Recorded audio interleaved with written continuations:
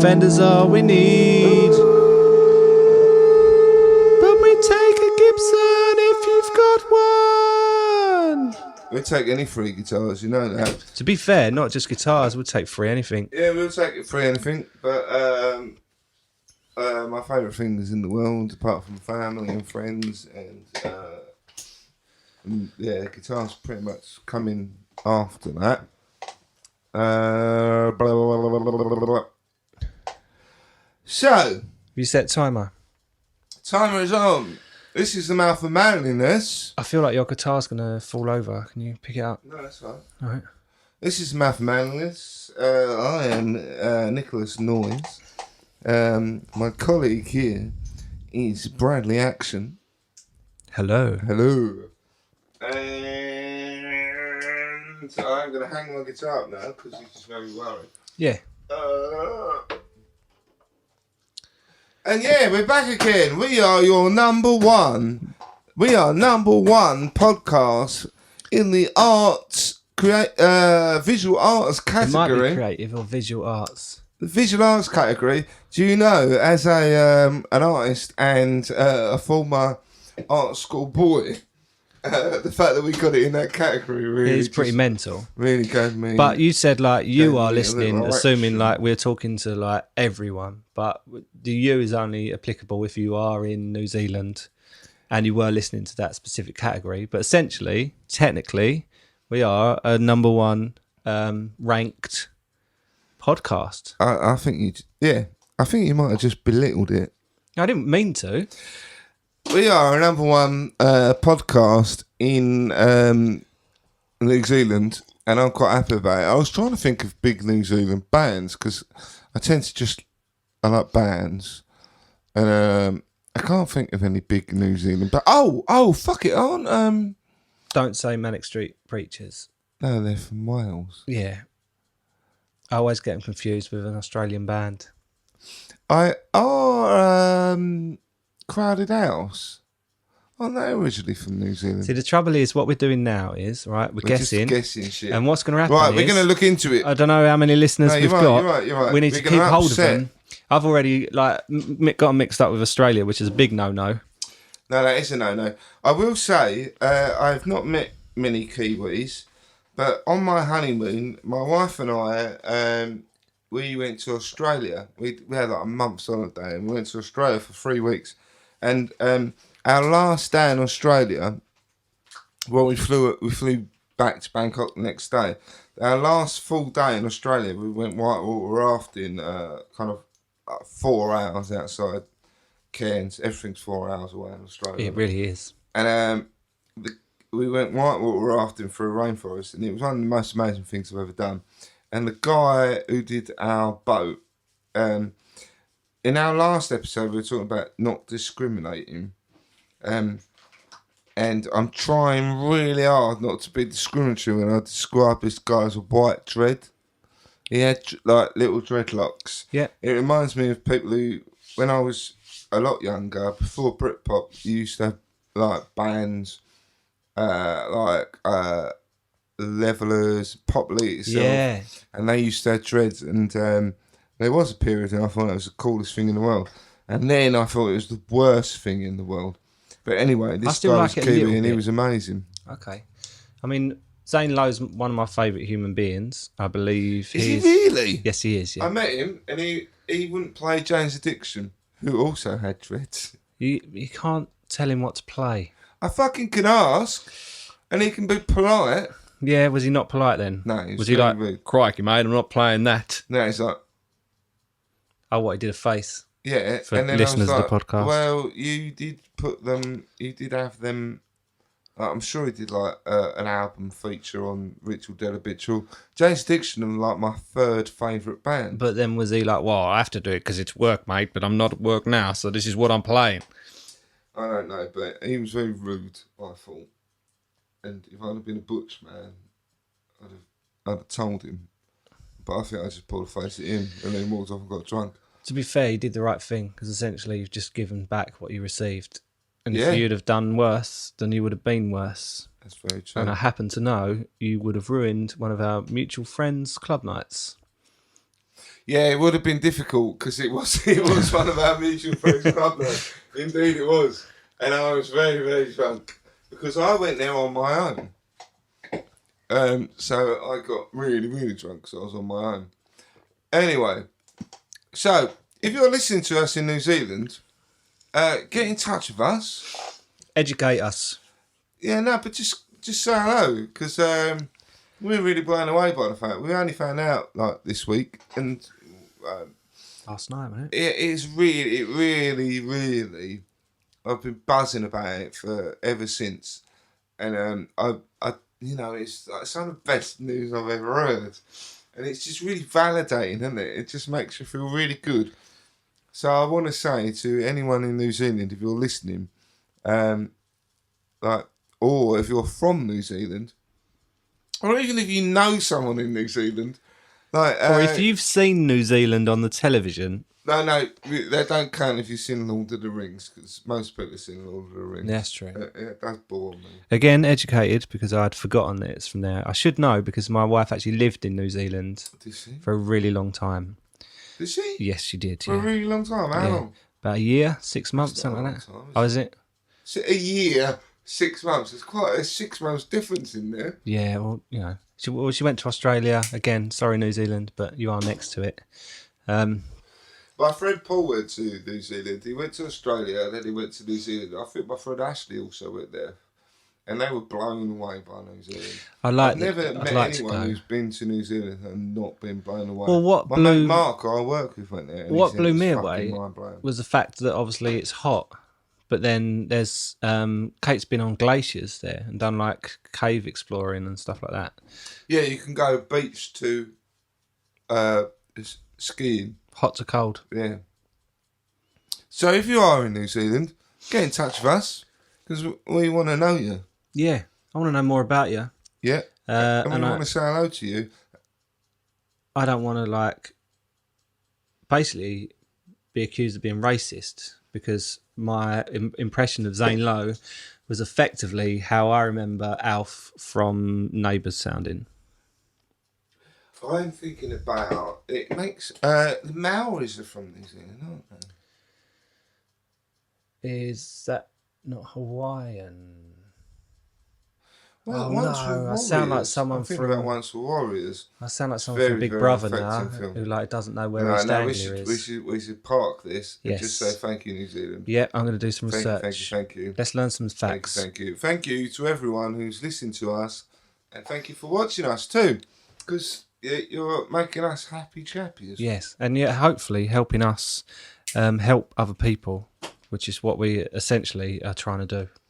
Yeah, and also kind of almost, help try and make people be a bit more open-minded and a bit more liberal about shit. Break down barriers. Yeah, just try and be a bit more nice to people. Humble. Yeah, I think I feel like that's part of it as well. Learn some things. Yeah, and make men kind of think, oh shit, am I just being an arse sometimes? And maybe I won't do that anymore. Forgive yourself for making mistakes. Yeah,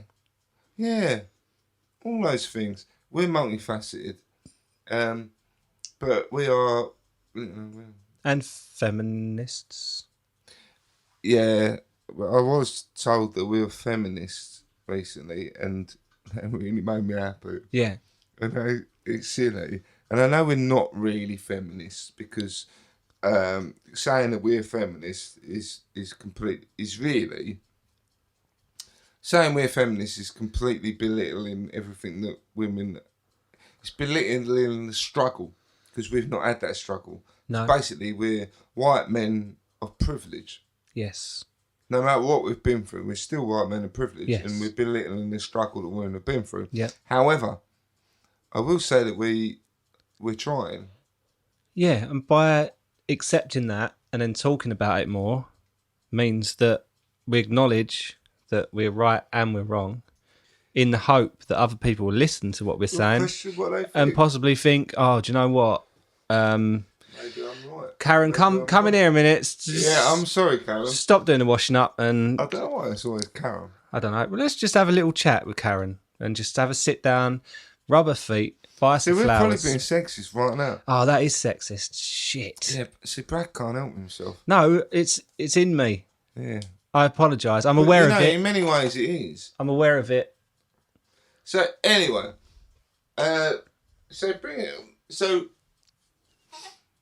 quite a while ago now, one of our lovely listeners, and we can't remember who.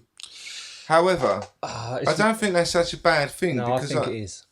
No, but I also think that he might not want us to say who he is anyway, because what he actually said was pretty heartfelt, and maybe he doesn't want us to say who he is. But Brad's lost the email. Hang on a minute. No, collectively we've lost the email But because we've got a shared email thing. True. We've got shared I don't notes. think it was on the email. We've got shared Instagram and we've got shared Facebook. So fuck you. We lost. All right, we lost it because you can't find it either. All right, fair play. We lost it, but we haven't forgotten about it. No, and it has stayed with us, and we've mentioned it quite a few times that we really need to talk about it. So when Brad messaged me today, I said like we should do it. Like I did want to talk about autism, but we kind of we're going way late, and actually I think we should deal with this because in our last episode, which we did tonight, we talked about sexism and shit like that.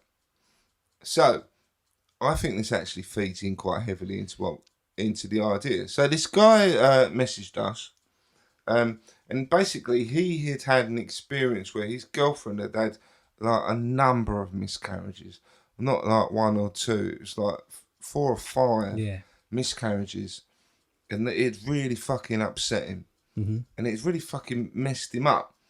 And I've never been through that situation, but I work with a lot of women, and I've worked with quite a few women, you know, like colleagues who have had miscarriages, and you know, I kind of know firsthand that it's really, really fucked them up. And when you really think about it, I know, like you could say, well, it was an early term, you know, it was early on, so it's not such a big deal. But what happens is the moment, if you as a man were to put yourself in a position as you had a life, you knew you had a life growing in you, and then that will changes your outlook on life straight away. You know, you think differently. Your whole perception of everything is through the eyes of a parent. But even on the basic level of you're choosing wallpaper colours. Yeah, no, choosing clothes out. Absolutely everything. You're thinking about cartoons. Yeah. That you'd watch. And like, there's this idea, and I know what it was like when at work. This was quite a few years ago, when someone in particular had a miscarriage, and she was off for like quite a while, and I had to kind of fill in her work. And after a while, it was like, oh fucking hell, still not back. And then I really had to kind of check myself and think, fucking hell, actually, like, it's fucking horrendous. It's fucking awful. And it's almost like it's similar to abortion, really. Yeah. Like the emotion is all still there. And what happens is like when we think about other people, we tend to take the emotion out of it. And sometimes putting emotion into things can be quite destructive. I recognise that. Everyone's my dad, for example. Yeah. And that, you know, every man I fucking know is my dad. and that creates a problem for me. But I think we should be empathetic to people and try and like at least fathom what emotion they're going through. Anyway, so this guy he said that, and he said it basically was just saying like something to talk about. And then after that, you said that you'd had an experience with him. Yeah. But that is all you'd really said to me. Mm. And then maybe a couple of other times you'd mentioned slightly more.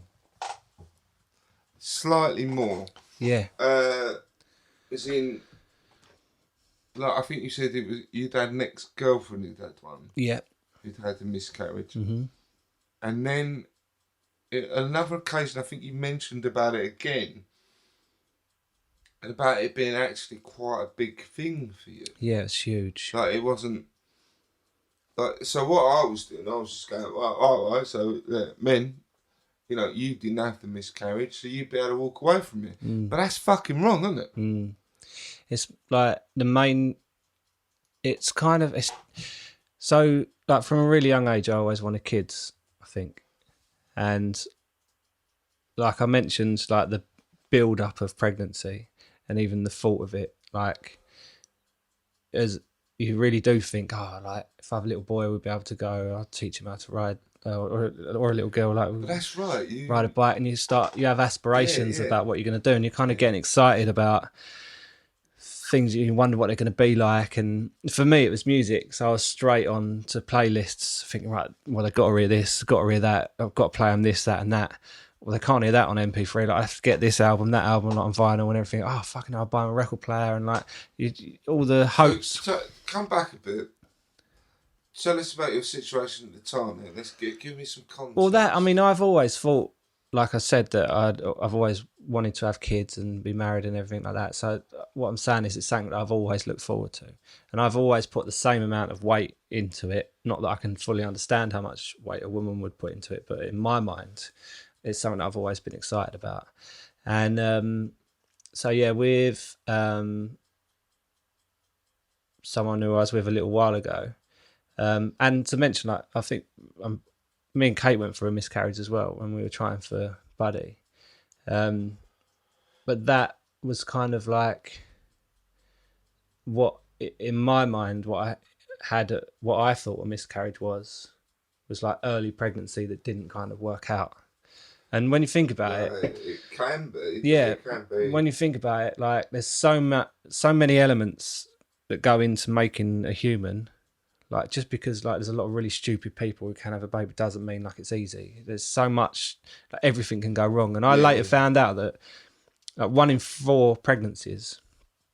So if you know 4 people, chances are that 1 in 4 pregnancies is a miscarriage. What I went through with my previous partner was basically the baby had gone full term. So we were basically, it was like any day now, baby would come out, and so the nursery was made, painted, and like we're having all these thoughts about what's going to happen, where's it going to happen, and everything else. So the relationship was proper. Yeah. Was it planned? Not really, no. But it was a solid. Yeah, it was never. But I've never had any doubt that I've wanted kids, and obviously in hindsight now, I'm kind of. It's going to sound weird, but like as I talk about everything that's gone on, it will kind of make sense. But in hindsight, I'm kind of happy with what's happened because it's my journey of what's happened. Obviously, I've got 2 amazing kids. I'm really lucky. The journey's key. But yeah, at the time, so basically we went full term and thought everything was normal. And I was working in Canary Wharf at the time with my mate Dan, who I still talk to and I love dearly. And we were on our way home, and there's like this little sweet shop thing in Canary Wharf by the station. I remember being in there, getting a chocolate bar and probably a beer for the train on the way home. I got a phone call from Louise, who was basically like a friend of the family or like sister-in-law kind of thing. And she said, "Oh, you got to come quick, because like Jill's in a bit of bother. Like we were on our way to hospital." So Is that a made up name? No, that's the real name. Okay. And yeah, come quick basically. There's a problem with the baby, and I was like, "Ah, fuck." And I remember, it's funny, like I've had a few things happen, and something that I've noticed is when things happen, I'm not very good at remembering stuff in a linear kind of order, which is why I'm probably talking slower now, so I can remember it. But I kind of remember, like, there was no seats on the train, so we're sitting on the floor. I was crying anyway. I'm pretty sure Dan was crying as well. And like, just remember, like, I remember like what trousers I was wearing and things like that. But it's like your brain kind of tries to take like little snapshots to kind of remember what's going on. So yeah, rushed down to the hospital, Basildon Hospital. Run in there, and they said, "Oh, there's complications with the baby. Basically, you can give birth to it today, but it won't be alive. And basically, it's still touch and go at the moment, whether it is alive, dead or alive or not. But essentially, it probably isn't. But you're going to have to go through the process anyway." So, within that sort of space of 45 minutes, I'd gone from like being a potential dad, buying a chocolate bar at work, to like not being that, like in a really quick space of time. Then obviously the main thing is you want to make sure the mum's all right, and kind of understanding what's going on and understanding the process of it all. We're like, "Oh, fucking hell, what kind of happens now?" kind of thing. And something that I was amazed with. So what, were they in theatre? No, they were just in like a side room. Oh, okay. With all like the ECG and everything. So could you go in? Yeah, I was in there, yeah. I went straight in.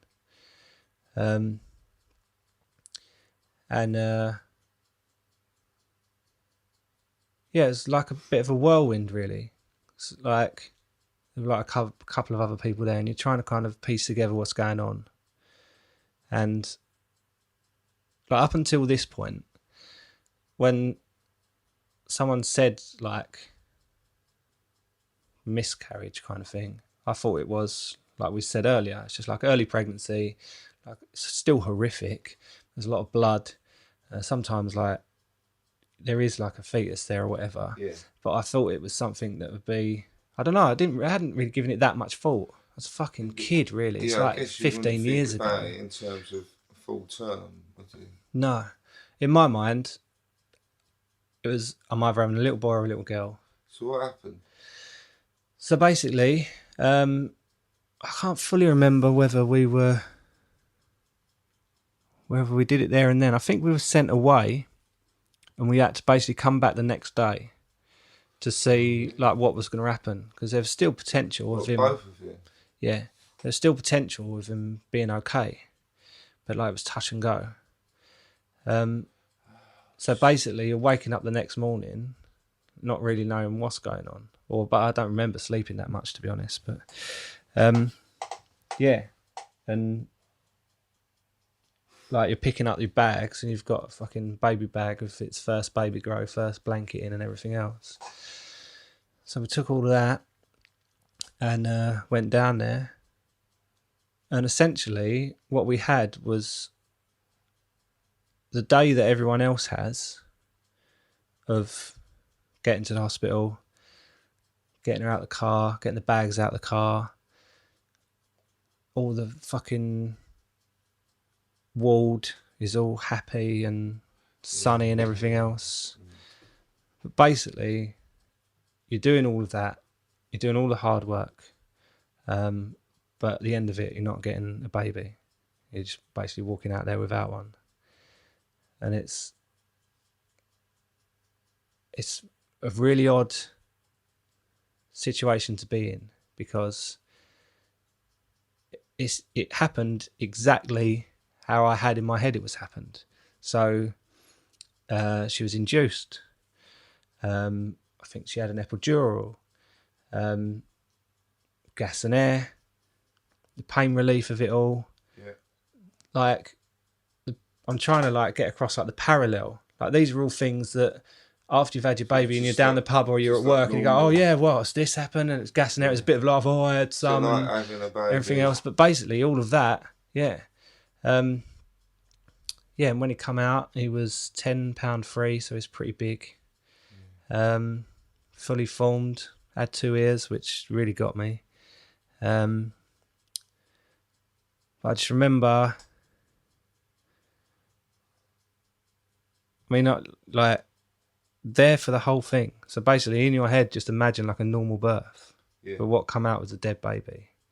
Well, they was kind of moving at times, and they were like, "Oh, like we're not too sure," and everything else. And they kind of whisk him away and check him, and they're not. You don't know, and you like, is he alive? Is he dead? Kind of thing. And then, like, all I remember is like I was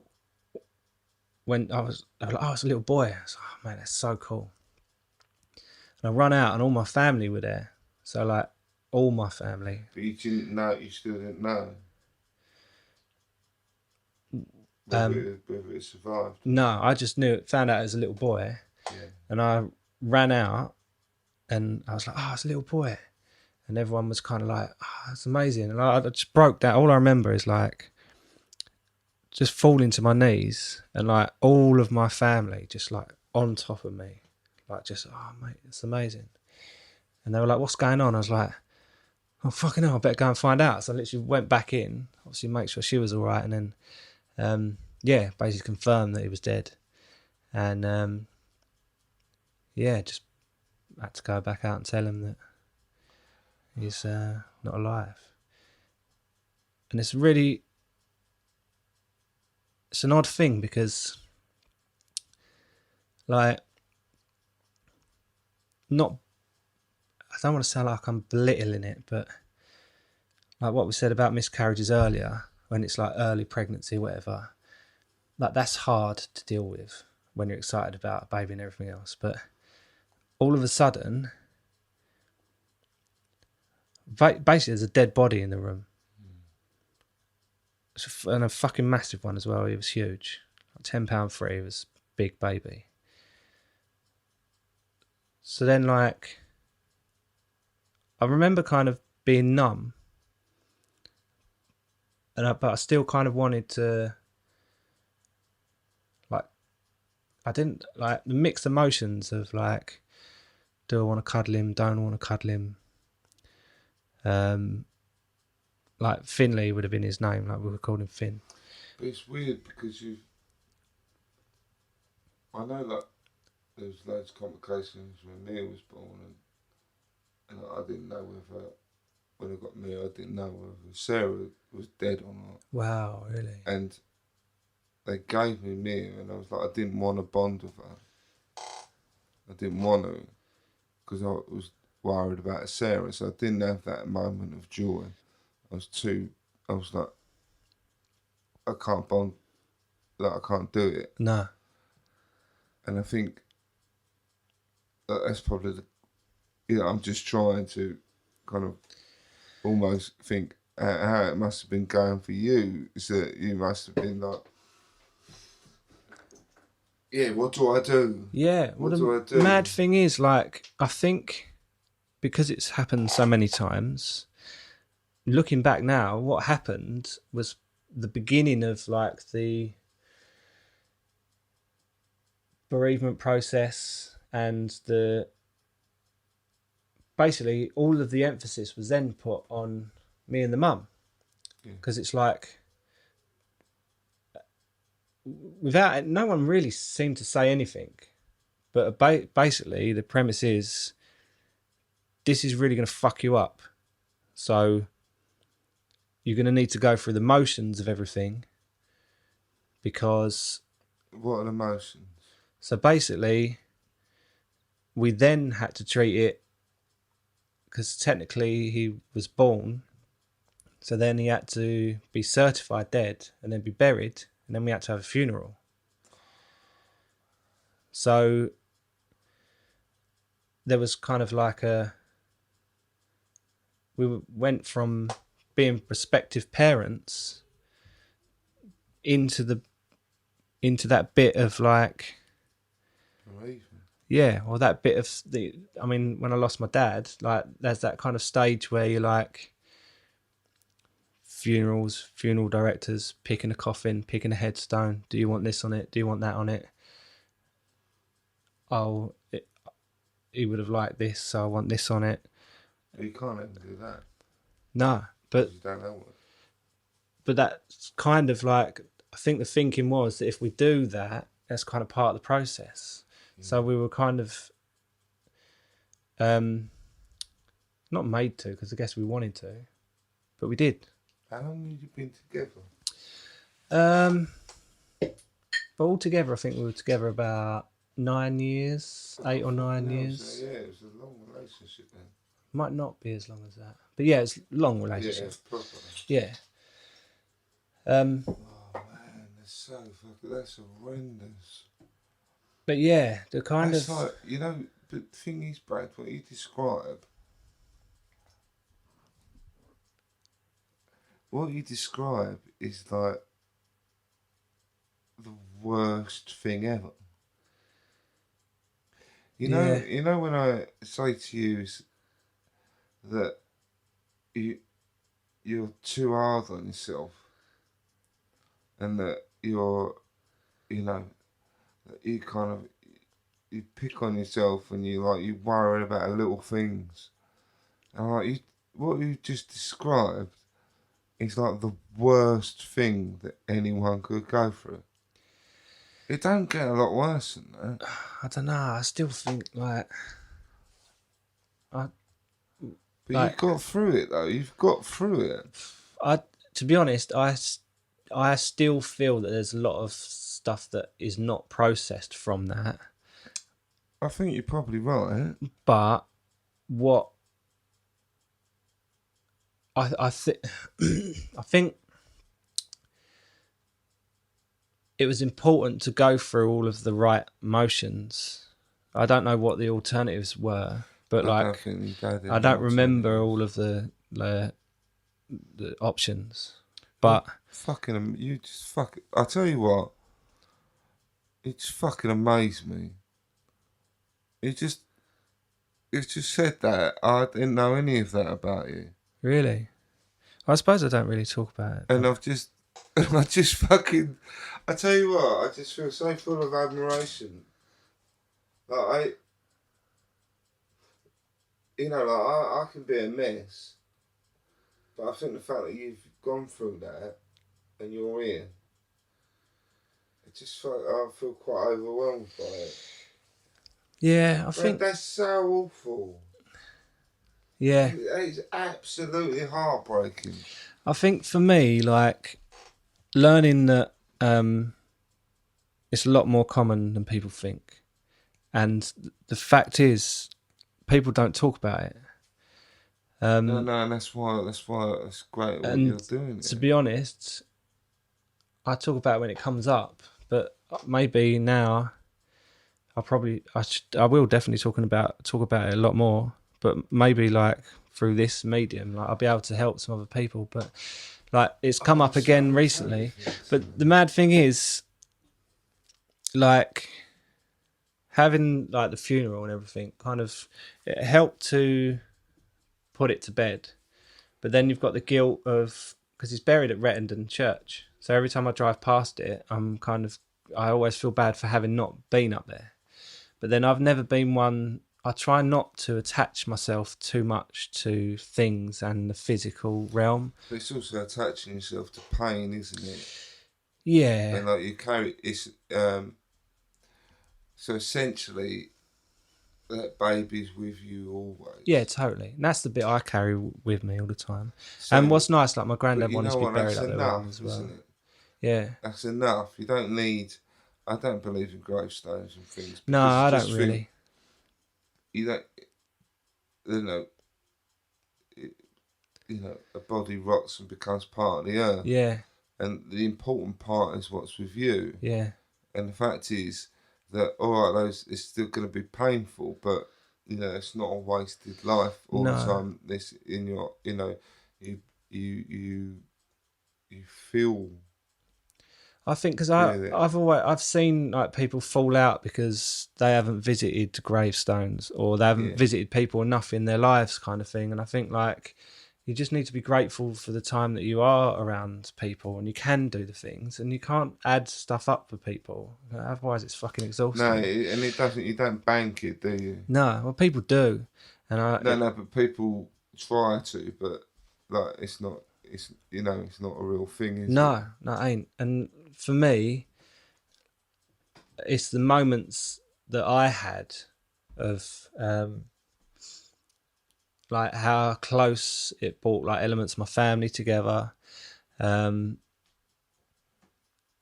how the like unexpected like turns out my mum went for a similar thing, not as like as extreme as that, but like you get talking to people, like we had the nurses at the funeral who had actually helped us like give birth and everything else. And that's like when we're talking about like it happens to so many people, and then you speak to like your auntie and your nan and the neighbour, and then you're like fucking hell, like all of a sudden Yeah, I like that. it's like it's an unspoken thing, I think, because everyone wants to stay positive, and I suppose people don't want to scare other people. No, that's right. Because I'll tell you a minute, because this has all come And back. all these things about children, you know, like having kids, everyone always gives a positive thing, and it's Yeah, like yeah. it's bullshit. No, but It's so true though. it's Like, because that you kind of want it to be unity positive. Is actually quite special. Yeah, I keep forgetting the term, but like in the face of adversity, like you're all kind of brought closer together, kind of thing. And it was like there was elements of the two families and friends that are like still friends and talking now as a result of that kind of thing. And that's almost like that. That's the life. Yeah, that's the kind of That's the gift that was given. That's the baby. Yeah, exactly. Yeah, exactly that. That's the baby. The Yeah. baby's not the thing. Not in the ground. The No. baby's in your heart. Yeah, and it was the occasion, and I'm kind of grateful that it happened to me almost, because what it did do, obviously in an expected way, because when obviously we were pregnant with Buddy, that whole 9 months, probably not outwardly, I haven't really spoken about it to anyone, but inside I was a fucking mess because I was just expecting the same thing to happen again. Yeah. I'm lucky because like we just wanted to create like the perfect environment anyway, so we did our utmost to like, not that we could have made any difference beforehand, but we were just keen to like do what we could to get it right. But yeah, when we were first trying, me and Kate, we had a miscarriage before, and it was a long time when we started trying for a baby that we weren't having one. So that must just really just kind of instill that fear. Well, there was a time, yeah, because we both had tests done, and it turned out like for a little while I had like an odd shaped sperm or something like that. That wasn't actually anything to do with what happened with Finley. No. They wasn't too sure. They thought it might have been like gestational diabetes, but I don't know anything about that really. But to be fair, by the sounds of it, it's just something that happens. Yeah. And it happens a lot more than people know about. To the point that it's come up again recently. So at work, a guy that I'd worked with before and now I'm now working with again, they've just had their third miscarriage. And it's quite odd because I could kind of tell that he didn't want to talk about it too much. But what happens, and I remember this happening, is the second it happens to you, every TV program, song, conversation, fucking t-shirt has got the word or a picture of a baby on. Everyone around you's having babies. Everyone's having a great time. Yeah, like they're fucking about the minute my wife was diagnosed with cancer, everywhere I looked was cancer. Yeah. I'd never ever seen it before. No. Like everything was the fucking, the night run for cancer. Yeah.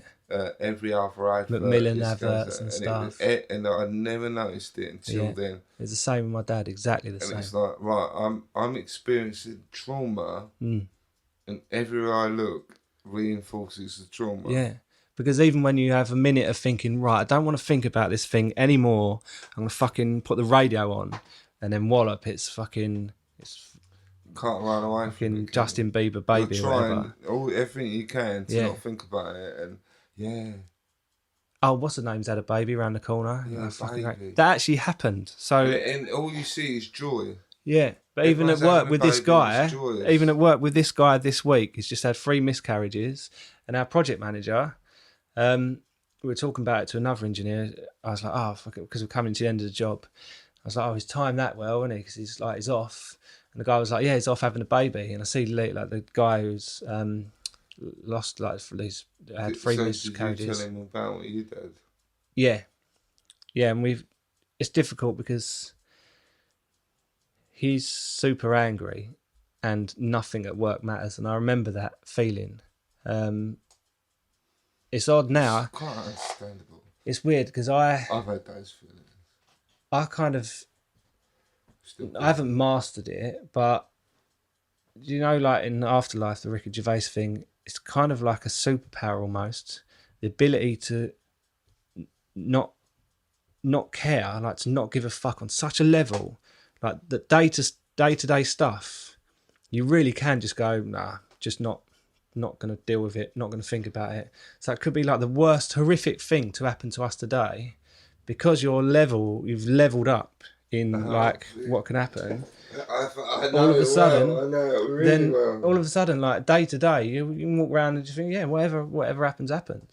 And it's crazy because like I almost feel privileged to be able to use that power. I'm sad because I've had to. It don't work like that. No. It don't work. It's negative and it is bitter. I've got the superpower to not give a fuck. Like, it don't work. It's not as black and white as that. No, I know that. Yeah. And I use it in a way. Helped you. What I think is happening now is because I went through a long stage of not giving a fuck so much that it's kind of, I'm in constant fight or flight almost. And I think that's the reason why I'm going through what I'm going through now. That's why you're exhausted all the time. So basically, it come up in conversation the other day about something or other. I think it was like Buddy not getting the school bear one week and he got it the other week. And I was like, well, we're only like minutes away from either a solar flare or a meteorite anyway, so it's not worth worrying about. I'm going by with bear. Yeah. And it's kind of like, I realised then after like having conversations with Kate and that I'm in that constant state, and I'm aware of it as a parent because bringing Buddy up, I almost wrapped him up in cotton wool, and I was constantly like, oh, don't fall off of this, don't do that, don't do that. And I now know it's a normal part of parenthood.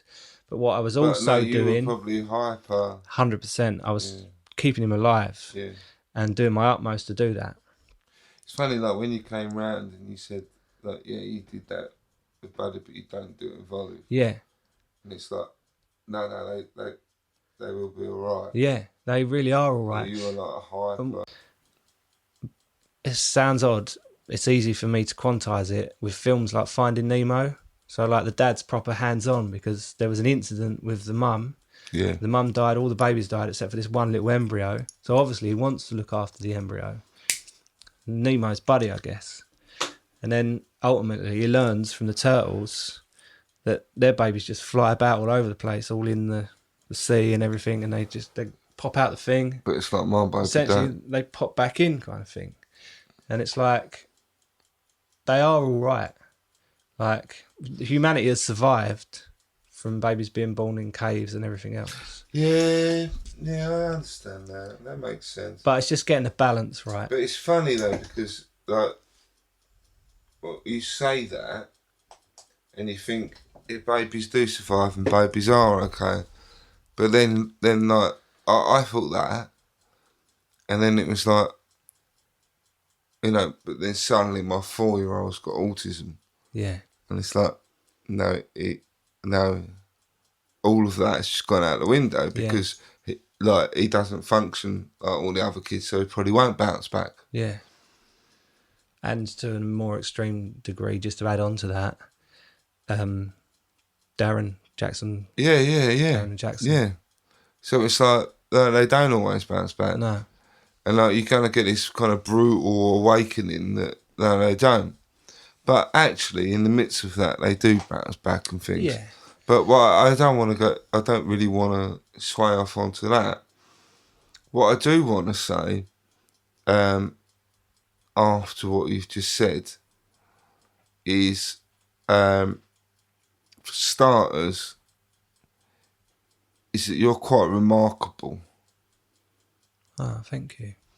Because what you've been through is would shatter most people. What you've been through is the kind of stuff that makes someone an alcoholic, makes someone a drug addict. I don't think I would be strong enough to have gone through that. I think I would probably be one of those two things. So for starters, I think you need to be aware of that, and I think you need to give yourself some fucking credit for it, and secondly, let yourself off loads of stuff, because you've actually been through a very, very traumatic experience. It's not really any different through someone going from being a soldier in Iraq, coming out the other side and seeing lots of dreadful, dreadful things. Well, you've experienced quite a significant trauma, and off the back of that, you're not going to function easily, but you have. Mm. You have functioned. You have got on with it. You've got into another relationship. You've moved forward, and you've had 2 lovely children, right? So when you're bothered about stuff, and you blame yourself, I don't think you need to blame yourself, because I think that you don't do anything horrible to anyone.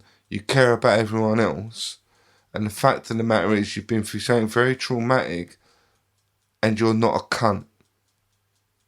You're actually still really lovely. So don't blame yourself for things. Please stop it. Because what you just told me was really fucking heavy. Secondly, you picked up on something particularly interesting, was that you said that you've been in fight or flight mode ever since. And I think when you said that, I think you're completely right. When I first went to see Peter, he said to me, "You've been in flight or fight mode since you were 9. Wow. And he was right. Mm. And he's completely right. That's why I've been exhausted since I was a kid. Mm. And flight and fight mode basically comes off the back of a trauma. My trauma was long and drawn out. Yours was much more extreme. But you could argue really that your trauma lasted it started 9 months before the baby at least, if not sooner, because of the expectation Yeah, of that you course. put into having a child. Yeah, which I had done since I was a kid. Yeah. But that ties back to mum and dad splitting up. I guess. Well, so the weight is so much more. So the weight of your parents splitting up and the idea that you would almost make it better by having a child. Then you have a child and the child dies. You can't belittle that. You can't make that small. That cannot be made small for you because it is fucking huge. Even after having a child who's well, there's still elements of guilt there. Totally. You can't walk away from it. Most people would have a lot of therapy off the back of that. Most people who normally therapy goes with money. Yep. So you've experienced quite an intensive trauma there, and then you wonder why you fucking struggle. Like that, and from knowing you, that's only one of the cake of 10. Yeah, you know, don't you? That's really extreme, Brad. Yeah, I suppose I'd normalise it. You do. But what I was saying about a flight and fight, just to come back to it. The flight and fight instinct is probably why you're not well now. Because you're always in a fight and flight mode, which basically is exhausting, and your emotions are going to be there the whole time. And they are, aren't they? 'Cause when you talk about and wanting to cry and... Yeah. And It's physically and mentally exhausting. But even this, like I'm in fight or flight mode now. I'm worried about it not recording. I'm worried about the video stopping, running out of memory. No, but that's practicalities. Like that's practical, as in the situation we're in. Like that's a nothing, really, Brad. But Well, you're it's important connecting to it. me. Eh? It's important though. No, I know, but you're connecting it. And yeah, as I said, when I first saw Peter, he basically just took me out of that. He took me out of fight and flight and just went, "You're not in it anymore." And then I wasn't. Wow. That's why I keep saying. I know, I do need to sort it out. But genuinely, Brad, he took me out of it. He took me out of fight and flight. See, I can't even fathom. It almost scares me what it would be like. Like I'm almost. I didn't even know what I was in. Nah. Like I'm almost too scared to be too relaxed. And I think, what if I'm not in that mode? And No, I but do you've been in miss fight and something? flight way before that horrible tragic incident, though. Like, when did your parents split up? How old were you? I don't know. So, Try and put it into terms of school. it was difficult because I went to school in a different town. So we've always driven, so I can't really associate it with that. I think it was around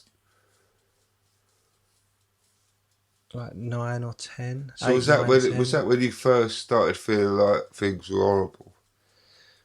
It's weird because I didn't know they were horrible because I was so busy playing with keyboards and watching Transformers.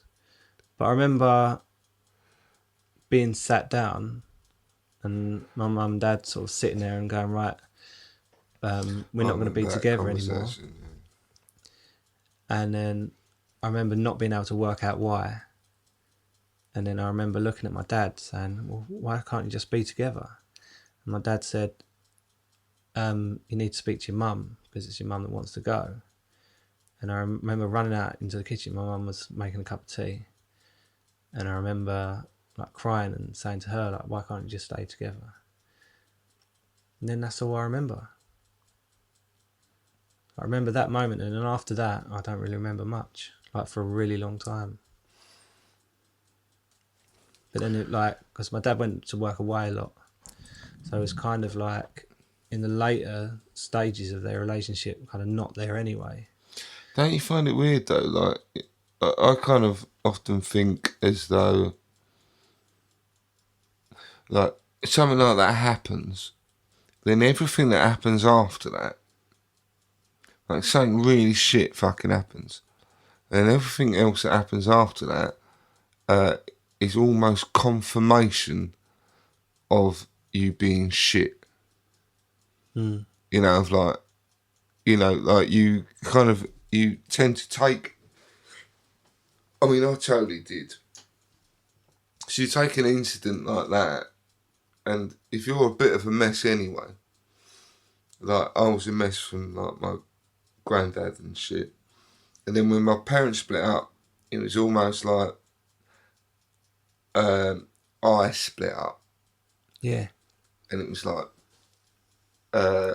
confirmation that I was shit, you know, and then something else happens, and that's just confirmation that I'm shit. And it's only now that I don't do that. You know, there was when we discovered Jude has autism. Of course, he's got fucking autism because I'm shit and I don't deserve any better. Mm. And I think what that does, it makes you give everything so much more weight than it needs to have. Mm. So like you've gone through that, and then you lose a child, and it's like, of course I lost a child. Yeah. Because I'm a cunt. Mm. But it's not true. No. You give it a story, but it's not true. Yeah, it's weird because I've always considered myself to be quite lucky because I've almost like forest. I know. And you said that. You said that through it. You were like, it was lucky because that happened, and then that happened, and what I think is that it's really lovely that you say that. Mm. It's really like, and you know, and that's why I like you, and I think that's really, really beautiful that you say that. But I think that actually, that's you going, I won't deal with it. Yeah, I'm not acknowledging it. I'm not giving it the power that I probably You'll go, should. no, I'm lucky because this and this came out of it, and it's like, so like, but no, it's all right because that happened. Yeah. So it's like I won't deal with it. Mm. We'll put it over there. Yeah, I haven't dealt with any of it. And it's like, it's a distraction. It's extinction, which is a psychological term, as you call it. Sarah says it to me all the time. Oh, you're using extinction. Oh, that's interesting. And you go, and it's basically you say, well, that didn't happen because, well, no, this happened, Yeah. and this is what matters. Yeah. I suppose So I won't deal with a it. way of progressing and like moving forward. So I'm going to park that, but out of that, I've got this, that, and that. I'm going to take that positive. I'm just going to keep on keeping So on. you're in the flight mode or the fight mode. I don't know what you're in. Nor do I. But can you see that you're within that? You're probably going, no. I push that away. Yeah. Because actually, this has happened. And this is good. Yeah. And actually, like that's lovely. But what you don't deal with the emotion. No. And the emotion. To be fair, that's exactly what I've been doing the whole time. Like I was saying to you today, it's only now I'm able to have confrontations and be all right with the fact that it's a confrontation, and essentially it's just two people putting their point across, and afterwards we'll come to some sort of arrangement, which is fine. And if we don't, even that's fine. Actually, it's just a conversation. But before, I'd be so scared about upsetting the boat and saying the wrong thing. No, it's all right because we moved on, and now I'm doing this. Yeah. And actually, I don't feel good about it. Quite often that'd be to my detriment as well. That's all right. Yeah, I'll go and do all of the stuff that I don't want to do, as long as you're all right and you're not gonna. Yeah, no, it's all right though because we've got this sorted. I've spent my whole life doing that. Yeah, and that's kind of goes back to the people pleasing thing, doesn't it? Exactly that. Now it's all right because like we've got an agreement now, and I'll do this, and I'm being a mug. And tie that in with believing in karma as well. Mm. So basically, I'll just constantly do whatever it is to my detriment. What, with this idea that it'll be all right at the end because I've been the good person? Not necessarily all right for me. No, but it'll be all right generally. Yeah. Everyone else will be all right. Yeah, that's why I keep fucking getting on at you to go and deal with things. Yeah. How do you feel about talking about it now? Definitely upset now, but I do know that I need to sort it out and talk about it all.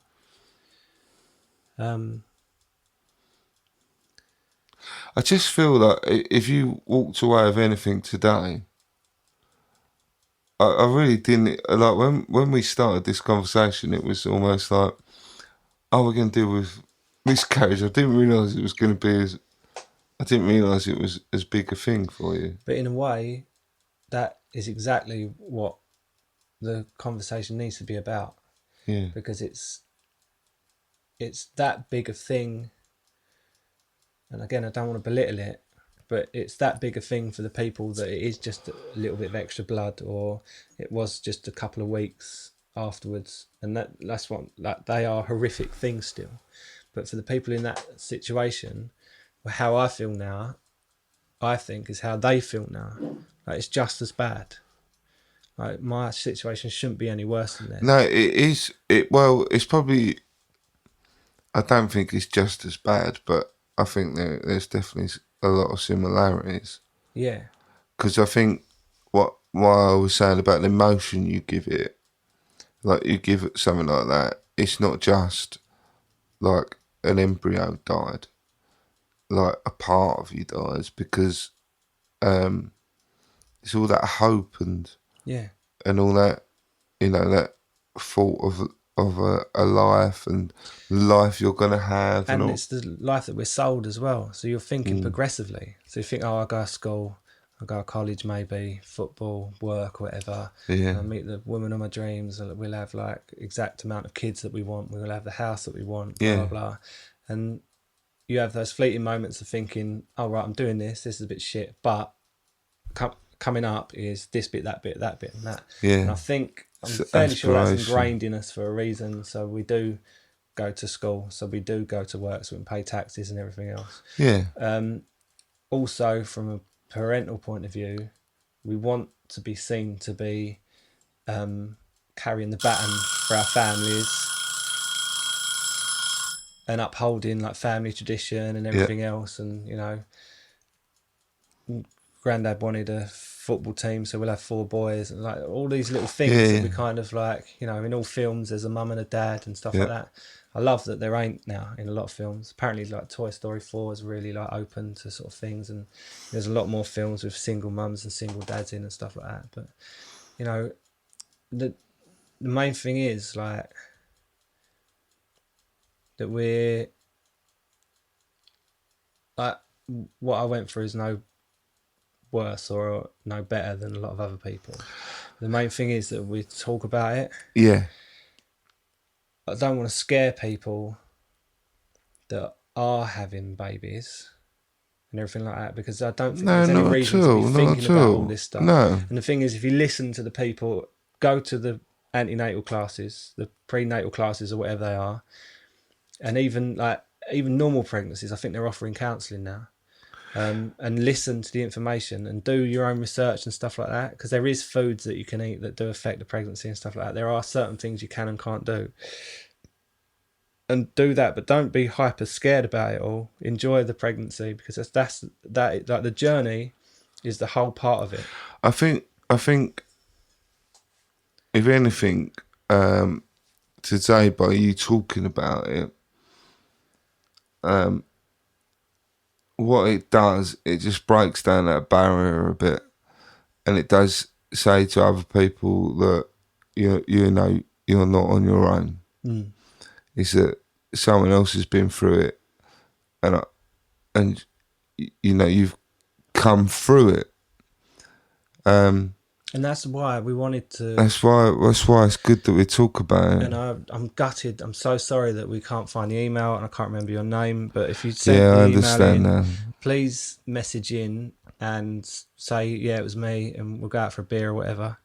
And I will do my utmost to not lose emails again. But what I do want to say is that you're really hard on yourself, and I think you've got every right to feel vulnerable sometimes. Yeah. You've got every right to struggle sometimes. And sometimes you just struggle. Sometimes you do. You've got every right to feel shit sometimes. And just don't overthink it, because the truth is that you will feel shit sometimes because you've been through quite a serious trauma. Yeah. and tomorrow's another day. Yeah. And I'm going to give you a hug. Oh.